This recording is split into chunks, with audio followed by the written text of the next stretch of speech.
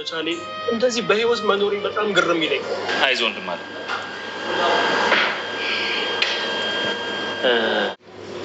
ተዋት፣ ደውልላት። ምልክቱ እስከሚደርሰን ድረስ ትንሽ ብጠብቃት ጥሩ። ሰገን ማለት ምን ማለት ነበር ያልሽ? ሰገን ማለት ገነት አካባቢ የሚገኝ ወንዝ ማለት ነው። እና አንቺ የገነት ወንዝ ነሽ? አዋ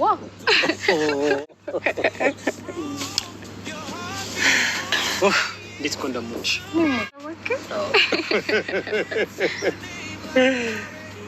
ግን መቼም አንለያይም አይደል? እኔና አንቺን የሚለየን ሞት ብቻ ነው። ማሪዋ ፈርተሽ እንደሆነ ዝም ብሎ በሌለ ነገር ማለት ነው። እኔ እንጃ አለሁልሽ ሰገን። ሞት ራሱ ቢመጣ እንኳን እኔ አድንሻለሁ። ከሞትም ታድነኛለህ? አይደለም ከሰው ከሞት አድንሻለሁ የኔ ውድ እያልኩሽ። የመጀመሪያ በጣም ነው እሺ ሞት እኔ ስትጠሪኝ ነበር። አረን ያልጠራሁት እኔ አክሊሉ ስፈልግ እንጂ ሲፈልጉኝ አይመቸኝም። እነዚህ ተከራዮች እነማን ናቸው? ሊያቸው እንዴ? አውቃቸዋለሁ እኮ። ገደለሽን ፍቅረኛሽን ታስታውሻለሽ? ተናገሪ እንጂ ምን አባሽ ዘጋሽ? አልገደለኝም። መቃብርሽን ወስጄ ላሳይሽ? እሺ ሞተሻል እኮ ምን ያደርግልሻል? አየሽ 10 ዓመት በላይ እንግዲህ በእስር ቤት ውስጥ ተዘግቶባት እስር ቤት ብቻ ሳይሆን በቃ ጨለማ ቤት ተዘግታ የነበረችው ሰገን ዛሬ የመውጫዋ ጊዜ ደርሷል።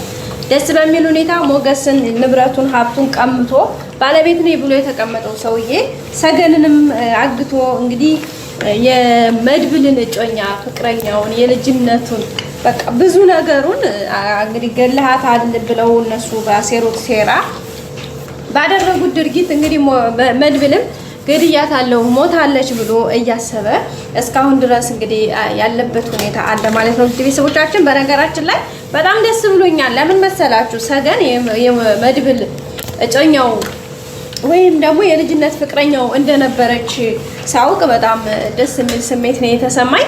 አንደኛ እሷም እንደምን ብላ ትወጣለች፣ ሁለተኛ ደግሞ እሱም ደግሞ የልጅነት ህልሙን በስቃይ ያለችበትን ያለፈችበትን በቃ ብዙ ነገሯን ማግኘቷ በጣም ደስ ይላል ማለት ነው። እንግዲህ ለ10 ዓመታት አስሮ እያሰቃያት ያለው ይሄ ሰውዬ ነው ማለት ነው። ሰውየውም ደግሞ እሷን ከማሰቃያት በስተጀርባ የሞገስን ሀብት ንብረት ቤቱን በራሱ ስም አድርጎ ባለቤት ነኝ ብሎ እየፎከረ መገረፍ፣ መደብደብ፣ ስቃይ የሚያስደስተው ሰው ነው።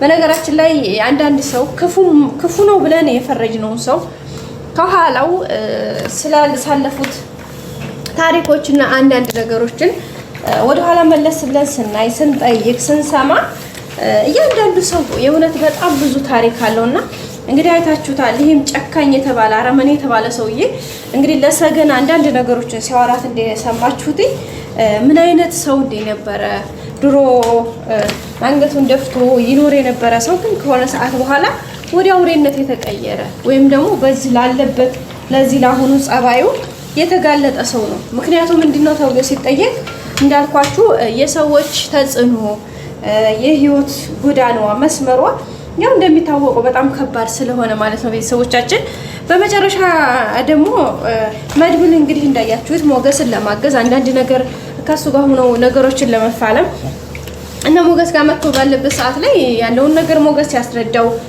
ሀብቱ ንብረቱን የወረሰው ሰው ይሄ ሰው እንደሆነ የቀማው ሰው እንደሆነ አሁን ደግሞ ያለበትን ሚስቱንም እቀማለሁ እያለ ያስፈራራው እንደሆነ እንዲሁም በቃ አንዳንድ ነገሮችን ከነገረው በኋላ መድብል በዛ ላይ ደግሞ እቤት ውስጥ በተለይ እቤት ውስጥ ታግታ ሴት ልጅ አለች በጣም የምታምር ቆንጅዬ በቃ ምናልባትም የ27 የ28 ዓመት የምትሆን ቆንጅዬ ሴት ልጅ እንዳለች ምናምን በቃ አጠቃላይ ሲነግረው መድብል ውስጡ ነው በጣም ያለው። መድብል ታውቃላችሁ ለሴት ልጅ ያለው ክብርና አካሄድ በጣም የተለየ ስለሆነ ማለት ነው። ሶ በመጨረሻ እንግዲህ እሱን ነገር ሲነግረው ሞገስ በቃ ቅድሚያም አለምንም ቅድመ ሁኔታ ልጅቷን ማስፈታት ወይም ደግሞ ከዚህ ካረመኔ ማስመለጥ አለብን ብለው ተመካክረዋል። ከመመካከርም በላይ እንግዲህ ወደ እርምጃ ለመግባት እንግዲህ ብዙ ስትራቴጂዎች ነድፈዋል።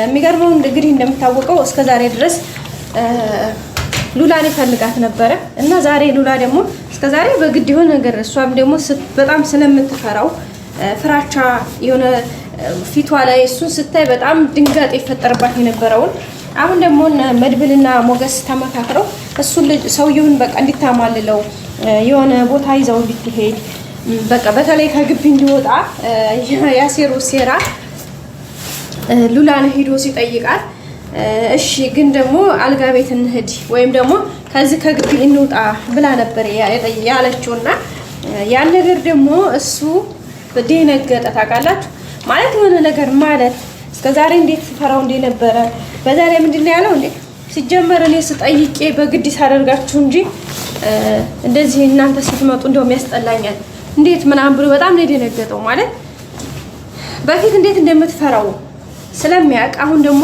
በዚህ ልክ ተለሳልሳ ስትሄድ ፈገግ ብላ ስትቀርበው በጣም ነው የተደናገጠው የሆነ በቃ የማያውቀውን ባህሪ ስላየ እንደውም ጥርጣሬ ሁላ ገባ የሚገርመው ቁጭ ብሎ እንግዲህ ከሰገን ጋር ማን ናቸው እነዚህ ሰዎች ምናምን እያለ ነበረ እንዲሁም ደግሞ ስለ መድብልም ያ የገደለው ባልሽ ማለት የገደለሽ ሞተሽ እኮ ገድሎሽ አበባ ጉንጉን አስቀምጦ ሄዷል እያለ ሲነግራት ነበረ መድብልን በምን አይነት ሁኔታ ውስጥ እንደሆነ ባላውቅም ገለሃታል ብለው አሳምነውታል ለዛውም ደግሞ ስለገደልካት ተብሎ ግዳጁን ተወጥቶ 10 ምናምን ዓመት አስሮ ወጥቷል እንግዲህ ሰገን እስቲል ብዙ አእምሮ መታወክ ደርሶባታል ግን እስካሁን መድብልን አረሳችሁ የሚገርማችሁ እና ዛሬ እንደውም ያጮኛሽ እንድታገኙ እንት ያለሽ ሲላት ቢፈታና ምን ትይዋለሽ ሲላት ከተፈታማ አልገደለኝም ግን ተተፈታ ይመጣል አገኘዋለሁ ምናምን እያለችው ነበርና እንደ ሞትሽ እኮ ነው የሚያውቀው ምን ተየት መጥቶ ይፈልግሻል ሲላት አልሞትኩም ለምን ነው የሞትኩት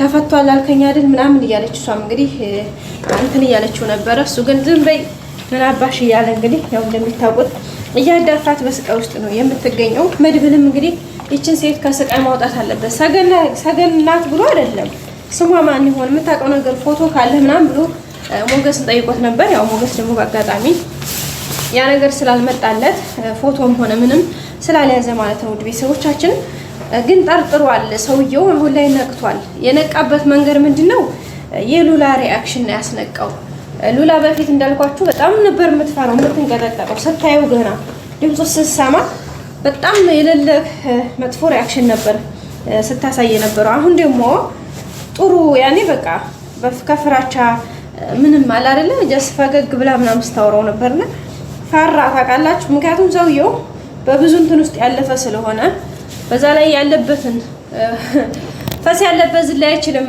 ይባላል አይደል የሆነ ነገር ከጀርባችሁ ካለ ውስጣችሁ ይፈራልና በሙሉ ኮንፊደንስ ነገሮችን ማድረግ ላይ ኮንፊደንስ አይኖራችሁም በዛ አማካኝነት እንግዲህ ስለፈራ ያን ነገር ለመጠራጠር ችሏል ማለት ነው እንደውም እኔ ጠይቂያችሁ እንጂ እናንተ ስትመጡ ደስ አይለኝም በቃ ምናምን ብሎ ነው የተመለሰው እሷም ደግሞ ያለችው ምንድነው በቃ አልጋ ቤት እንሂድ ነው ያለችው አልጋ ቤት እንሂድ ያለችበት ምክንያት ምንድነው ያው እነ ሞገስና መድብል ቤት ውስጥ መግባት ስለፈለጉ ልጅቷን ማውጣት ስለፈለጉ ከዛ አንፃር ነውና ያው ያን ነገር እንግዲህ ለማድረግ ሰውየውን እቶባቸዋል በምን አይነት መልኩ እንግዲህ ቻሌንጁን እንደሚወጡት አናውቅም በዛ ላይ ሰውየው ስለተጠረጠረ እንግዲህ እስከ ቤታቸው ድረስ መጥቷል ቤት ሲመጣ ደግሞ የሚያገኘው ማን ነው መድብልን ነው መድብልም እንግዲህ ፎቶውን ሲያይ መድብል ማውቆታል ምን ሊፈጠር ይችላል አብረን